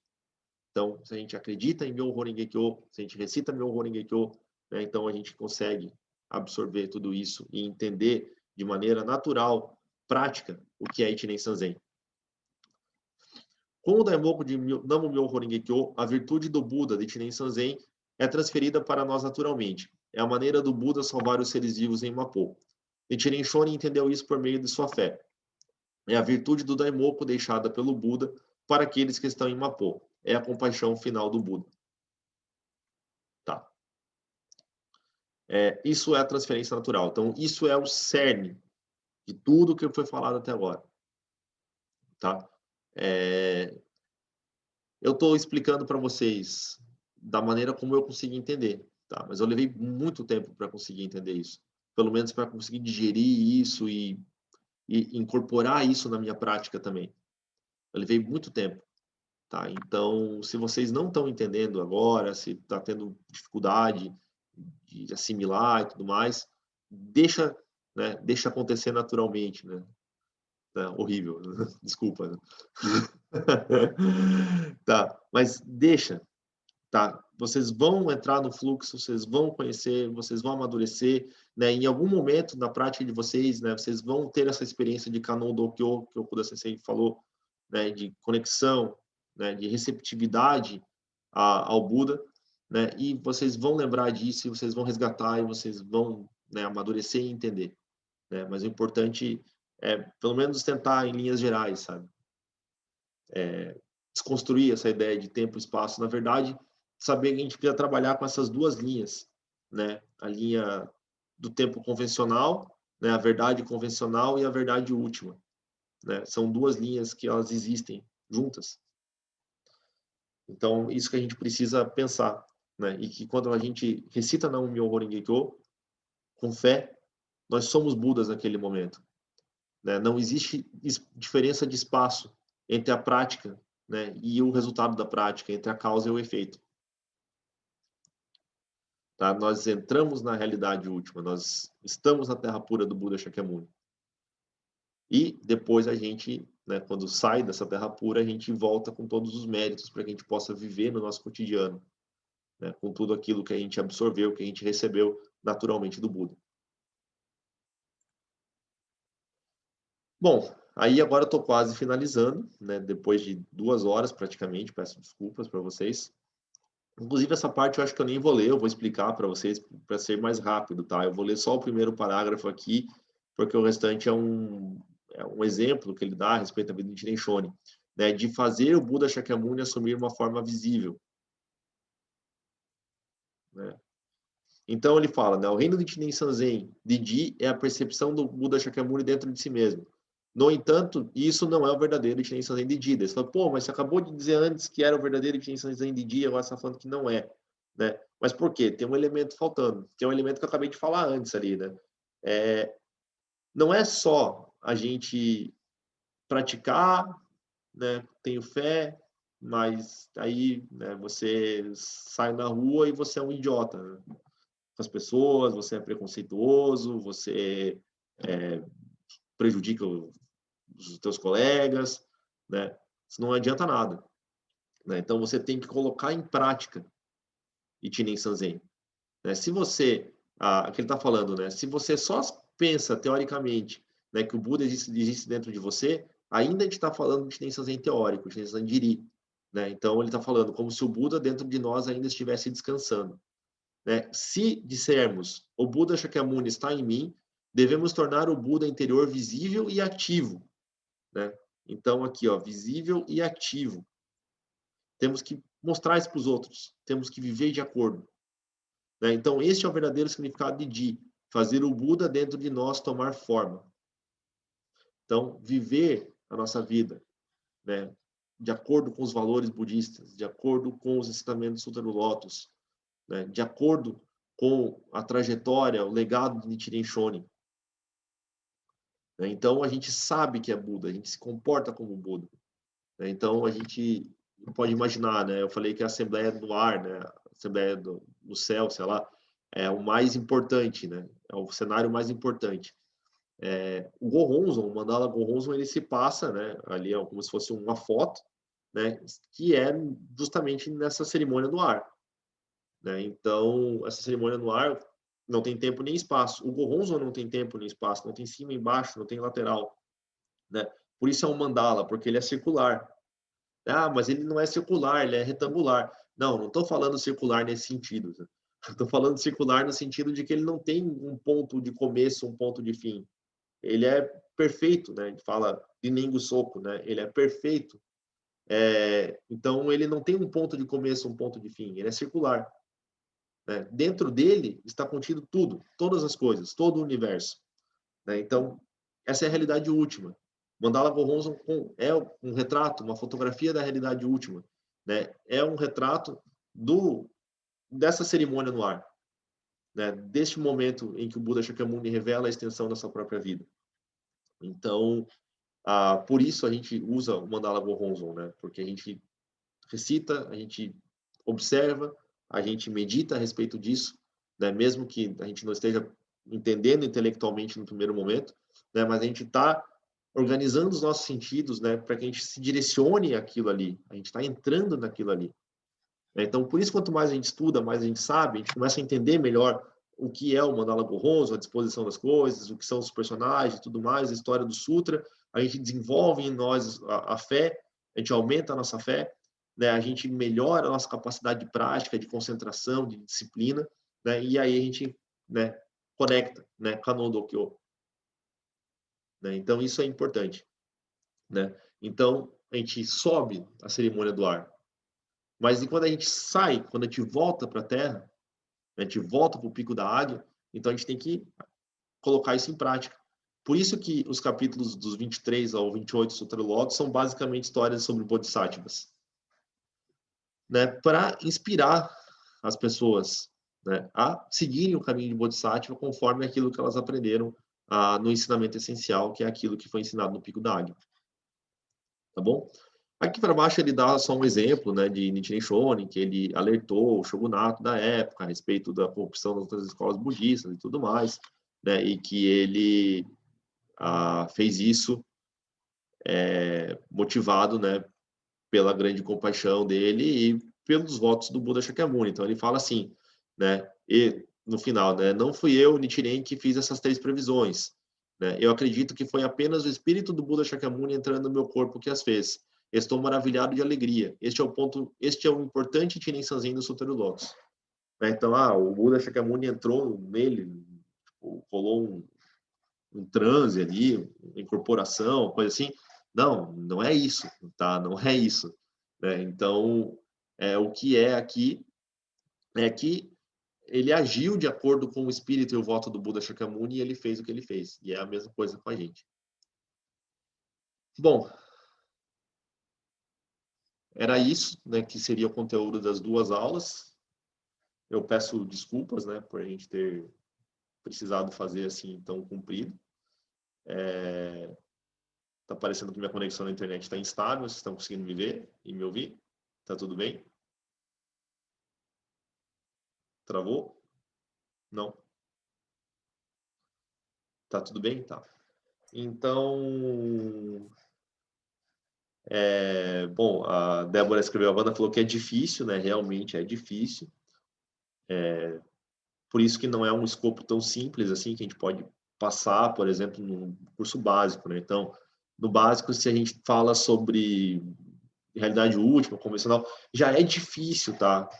Falar, assim, com vocês, por exemplo, que já têm uma experiência, já praticam mais tempo, já, né, estudaram antes com a gente, é difícil falar, né, isso com outros monges, né, é um conteúdo complexo, sabe? Então, se você está achando difícil, né, fique tranquilo, é difícil para todo mundo, né, mas é uma coisa que é experimental, experiencial, né, você tem que fazer, você tem que praticar, você tem que alimentar a tua fé para que você consiga entender o que é essa transmissão natural, tá bom? Então a Débora falou que passou rápido, que bom, né? Fico feliz. A gente começou com 16, ainda estamos com 16 pessoas, ninguém fugiu, então imagino que não tenha sido tão chato. Eu quase. Que bom. O Ítalo comentou, né? Conteúdo riquíssimo, muito além do que eu poderia imaginar. Que bom, né? Que bom que você está gostando. A Maria, eu que agradeço. Talvez se fossem aulas separadas, não ficaria tão claro, apesar de ser difícil. Que bom. Eu acho, tá, que a gente vai conseguir finalizar tudo em mais uma aula só. Tá? Eu acho que a gente vai conseguir finalizar todo o conteúdo que eu tinha preparado para passar para vocês. Tá? Então, hoje é dia 28, temos o dia 5, dia 12 de julho, não.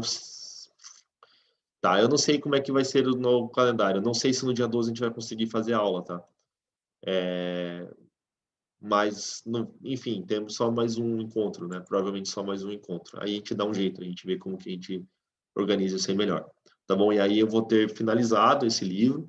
Aí a gente precisa basicamente corrigir ele, editar, diagramar, né? E publicar, né? E aí, para vocês terem aí como livro para vocês consultarem, para vocês estudarem, lerem mais vezes, né? A gente quer disponibilizar isso aí para vocês. Eu acho que é um passo importante para a nossa sangha, inclusive. Tá bom? Bom, para finalizar, né? Queria recitar o Daimoku 3 vezes. Né? Então, por favor, todos façam um cachorro, me acompanhem. Namo Myo Renge Kyo. Nam-myoho Renge Kyo. Nam-myoho Renge Kyo. Muito obrigado. Tenham todos uma boa noite e uma boa semana.